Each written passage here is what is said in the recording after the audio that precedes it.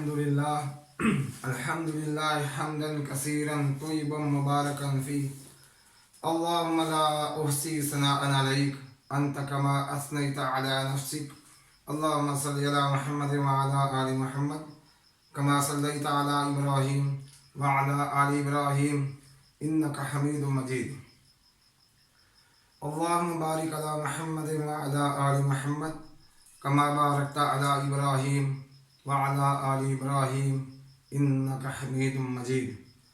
ये स्टूडेंट्स, अस्सलामु अलैकुम व रहमतुल्लाहि व बरकातुहू। स्टूडेंट्स,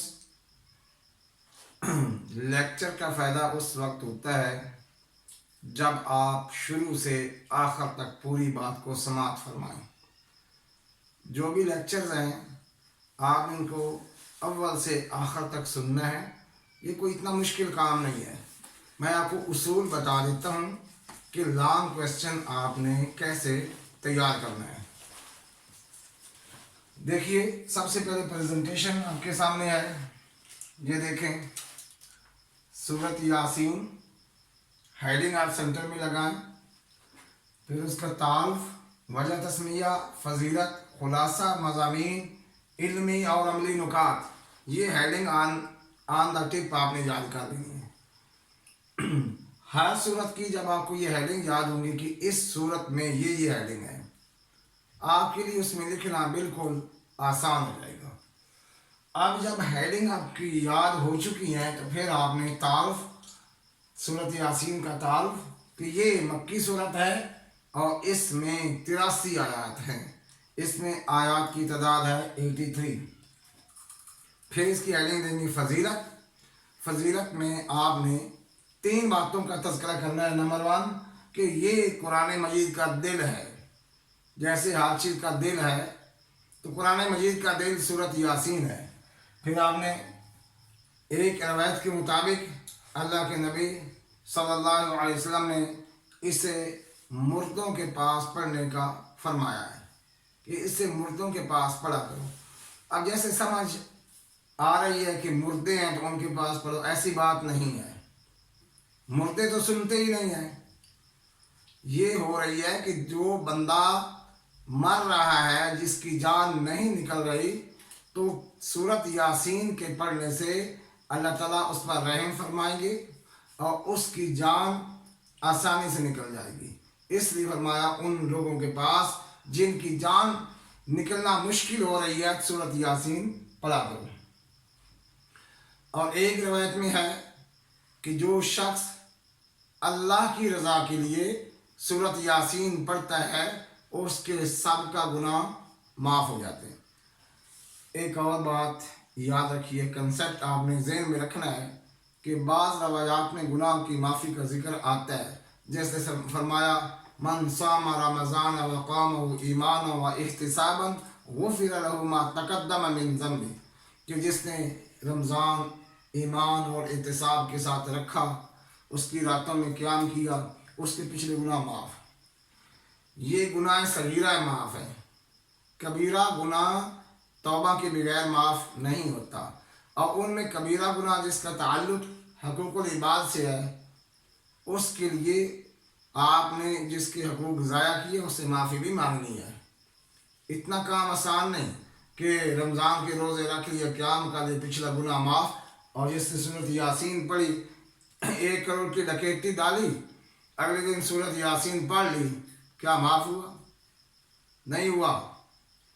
इस गलती में न रहना कि यहाँ जब आता है ना कि पिछले गुनाह माफ़ है, इससे मुराद सगीरा गुनाह है। नेकियों से, नेकी करने से सगीरा गुनाह माफ़ होते हैं।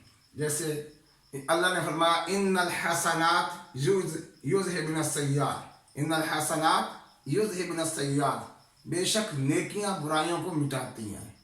जो नेकी है उससे सगीरा गुनाह माफ़ होंगे। वुज़ू से भी होंगे, नमाज से भी होंगे, रोज़े से भी होंगे, तिलावत से भी होंगे, सूरत यासीन से भी होंगे, सूरत मुल्क से भी होंगे। जो भी नेक अमल करेंगे उससे सगीरा गुनाह माफ़ होंगे, कबीरा गुनाह तौबा से होंगे। खुलासा वही तौहीद, रिसालत और आखिरत। یہ کامن دعوت ہے تمام نبیوں کی دعوت، توحید، رسالت اور آخرت، اس کا خلاصہ بھی یہی ہے۔ مضامین ایمان کا ذکر ہے اور اس کے علاوہ رسالت کا بیان۔ یہ دیکھیں، اللہ نے نبیوں کو بھیجا، قوم نے قتل کیا، اللہ نے ایک اور نبی کو بھیج دیا۔ اب یہ سورۃ یاسین کے آخر میں آتا ہے وَجَاءَ مِنْ أَقْصَى الْمَدِينَةِ رَجُلٌ يَسْعَىٰ، یہ سپارہ نمبر 22 اس کی آخری لائن دیکھیں، وَجَاءَ مِنْ أَقْصَى الْمَدِينَةِ رَجُلٌ يَسْعَىٰ قَالَ يَا قَوْمِ اتَّبِعُوا الْمُرْسَلِينَ اتَّبِعُوا مَن لَّا يَسْأَلُكُمْ أَجْرًا وَهُم مُّهْتَدُونَ۔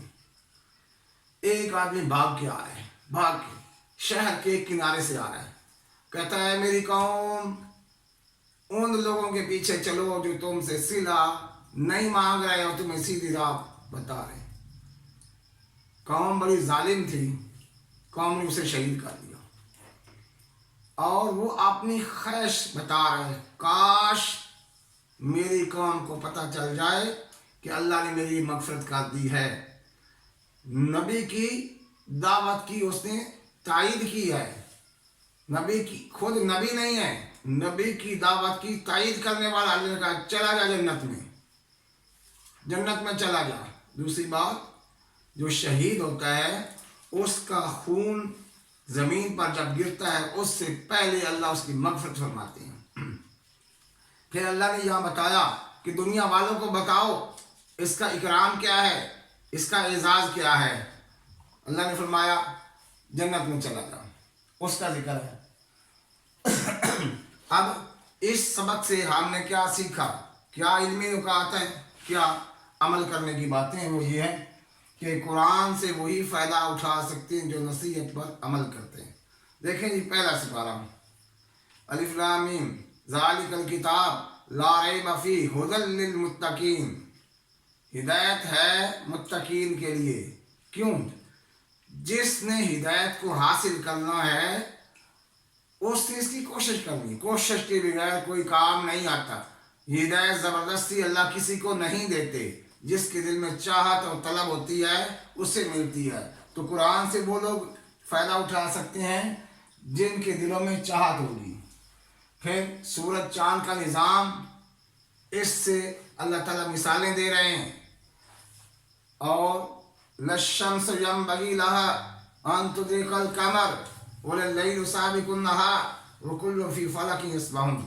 یاد دیکھیے آربٹس کا ذکر 1400 سال پہلے آربٹس کا ذکر ہے کہ ان کے مدار ہیں، سولر سسٹم جو آپ پڑھتے ہیں اس کا ذکر سورۃ یاسین میں بھی ہے۔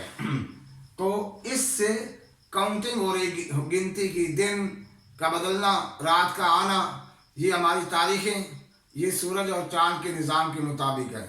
جو ہمارا یہ 2024 ہے یہ ہے شمسی سال۔ شمسی سال کا تعلق سورج سے ہوتا ہے، ہمارا جو اسلامی سال ہے اس کا تعلق قمر سے ہے، چاند سے ہے۔ تو اللہ نے یہ چاند اور سورج کا نظام، تاریخیں بدل رہی ہیں، دن بدل رہے ہیں، اس لیے بنایا ہے۔ باقی سورج سے گرمی حاصل ہوتی ہے، چاند سے فصلیں پکتی ہیں، ان میں مٹھاس آتی ہے۔ اچھا آگے بتائیں، جو کامیاب ہوں گے جنت میں جائیں گے، جنت کی نعمتیں کھائیں گے، اس کے علاوہ اللہ سلام کریں گے، سلام قولا من رب الرحیم، اللہ خود سلام کریں گے۔ اور آگے فرمایا قرآن شاعری نہیں، یہ کسی شاعر کا کلام نہیں، یہ کوئی جادو نہیں ہے، بلکہ منظم من اللہ ہے، اللہ کی طرف سے نازل کیا ہے، اور نازل کرنے والے کون ہیں؟ نازل بہ الروح الامین، اس سے ایک ایمانت دار فرشتہ لے کر آیا ہے کہ جس نے کبھی خیانت نہیں کی۔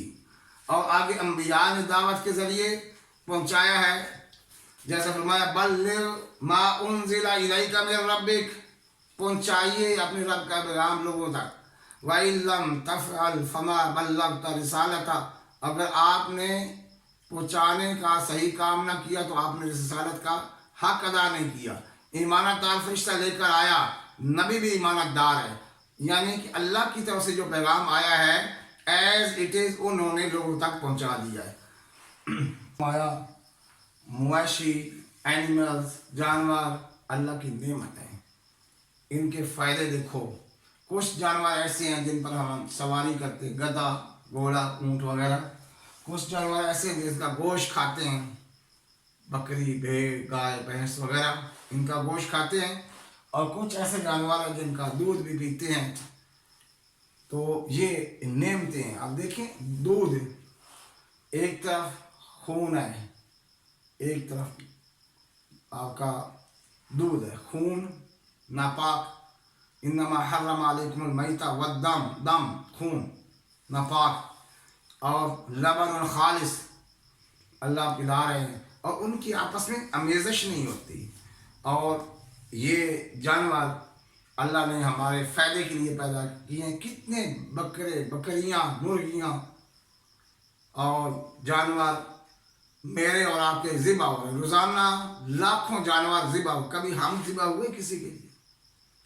सोचो, मुर्गियां लाखों करोड़ों ज़िबा हो रही हैं, बकरियां, गाय, भैंसें हमारे लिए, हम उनका गोश्त खा रहे हैं। इंसान कभी ज़िबा हुआ किसी के लिए? अल्लाह ने फजीलत अता फरमाई है, वलक़द कर्रमना बनी आदम। इंसान अशरफुल मखलूक़ात है। तो इसके नाते इंसान का हक बनता है वह अपने रब को पहचाने और उसी ही की इबादत करें। आज हमारा ये सबक कंप्लीट हुआ। तो अगर आपको ये लेक्चर पसंद आया तो चैनल को सब्सक्राइब करें और इसको लाइक करें, और नीचे आप कमेंट्स किया करें कि सबक कैसा है, पसंद आया, कमेंट्स करें और आगे शेयर करें। जज़ाकुमुल्लाह।